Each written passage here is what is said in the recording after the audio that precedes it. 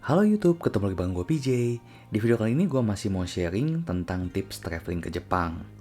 Kalau di video sebelumnya gue udah bahas tips seputar pembelian tiket pesawat.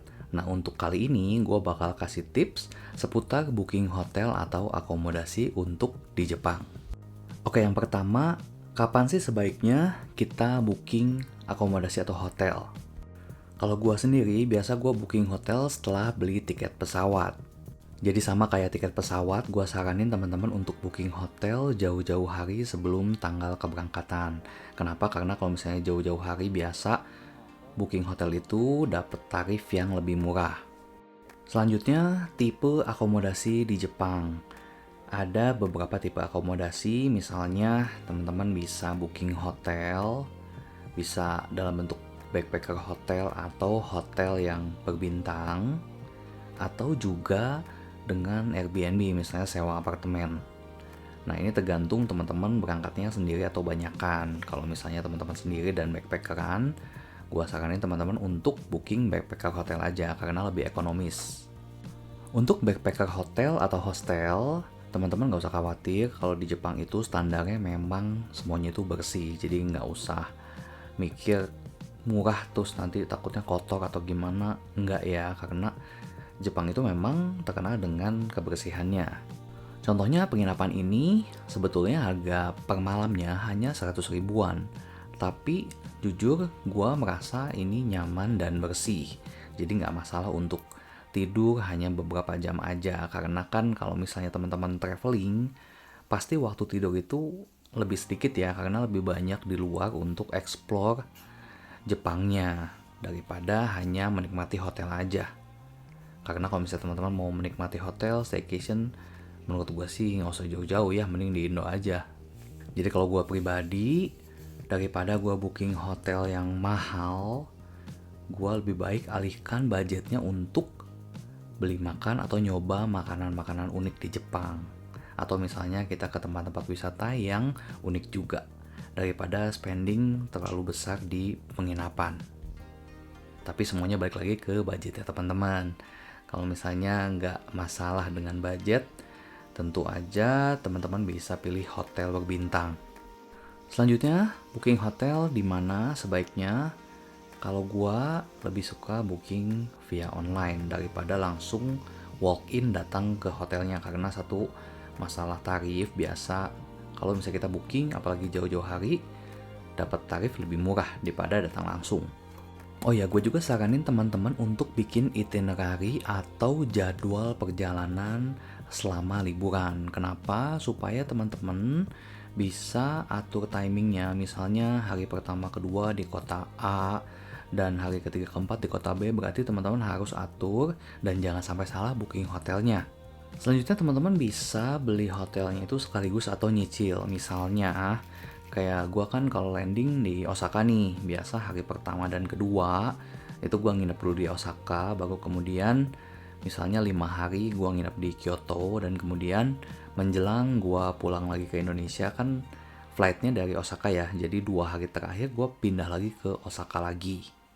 Nah ini beli hotelnya bisa langsung atau sebagian-sebagian, misalnya booking yang Osaka dulu atau booking yang Kyoto dulu.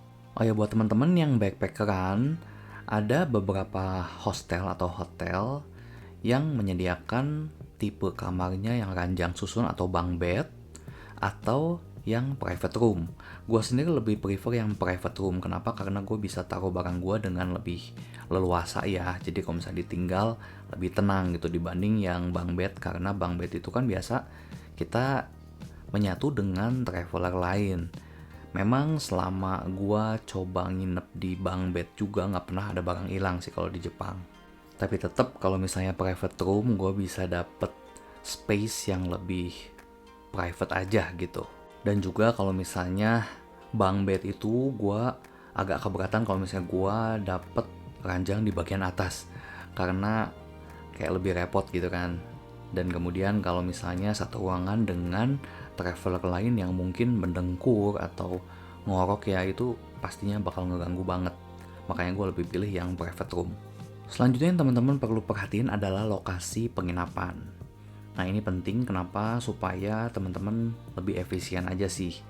Kalau misalnya teman-teman di Tokyo, gue saranin teman-teman untuk cari penginapan misalnya di daerah Shibuya atau di Ueno atau di Asakusa. Tapi teman-teman bisa juga sih kalau misalnya mau nginep di Shinjuku juga, tergantung teman-teman mau lebih banyak explore yang daerah mana. Kalau untuk di Osaka, teman-teman bisa nginep di daerah Namba kalau misalnya teman-teman mau deket ke daerah Dotonbori dan daerah-daerah pusat keramaian, teman-teman bisa nginep di daerah Namba. Tapi kalau misalnya teman-teman mau penginapan yang lebih murah, gue saranin teman-teman untuk nginep di daerah Nishinari. Ini nggak terlalu jauh juga sih karena cuma 2 station untuk ke Namba, tapi teman-teman bisa dapat penginapan yang lebih murah. Selanjutnya untuk di Kyoto, biasa gue nginep di Shimogyo. Nah itu daerahnya lumayan gede sih, jadi teman-teman tinggal pilih aja di daerah sana yang mungkin lebih dekat ke public transport.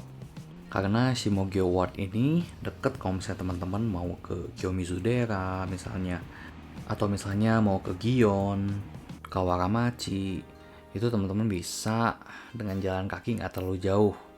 Oh ya, selanjutnya untuk lokasi, perhatiin teman-teman kalau bisa cari lokasi penginapan yang dekat dengan station, subway, atau public transport supaya teman-teman untuk naik kereta itu lebih dekat.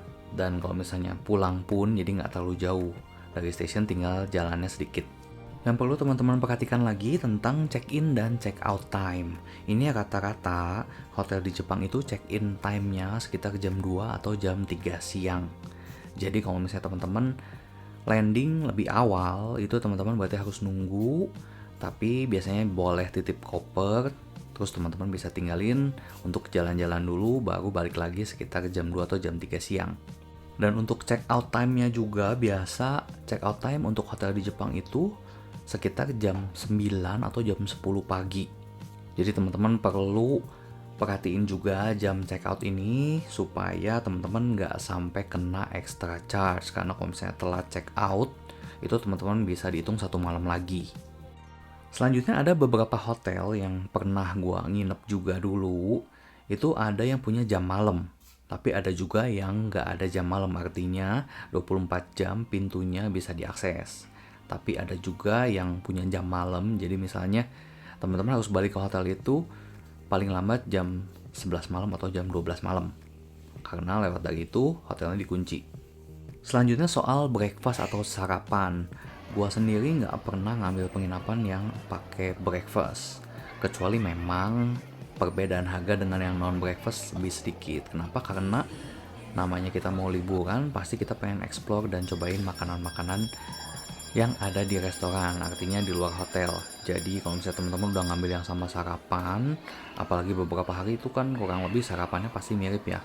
Teman-teman keburu kenyang, jadi untuk explore-nya itu mungkin jadi kurang puas ya, karena perutnya udah kenyang duluan.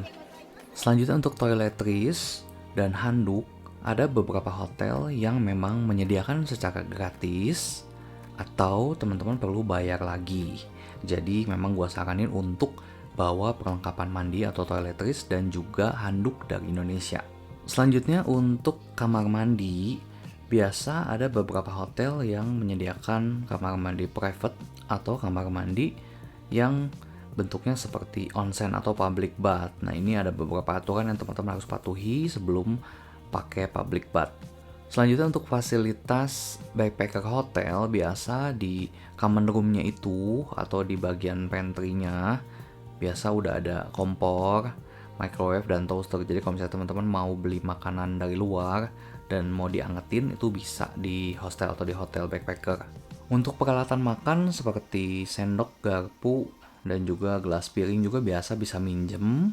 Tapi jangan lupa untuk selalu dicuci setelah dipakai, karena kalau di Jepang itu kan lebih banyak self-service-nya ya. Jadi teman-teman harus cuci sendiri, nanti dibalikin lagi ke tempat semula. Oh ya, selanjutnya untuk space kamar di Jepang biasa nggak terlalu gede ya, kecuali memang teman-teman nginep di hotel yang bintang 5 misalnya. Karena gue dulu pernah nginep di hotel yang 1 jutaan semalam, itu pun menurut gue sempit karena untuk buka koper pun nggak ada space. Sedangkan hotel backpacker yang harga semalamnya cuma 100-200 ribu malah lebih luas atau kurang lebih sama malah space-nya dengan yang harga 1 jutaan semalam. Jadi ini mungkin teman-teman bisa consider juga untuk cek luas kamarnya itu berapa. Oke, mungkin itu aja tips seputar booking hotel untuk liburan di Jepang.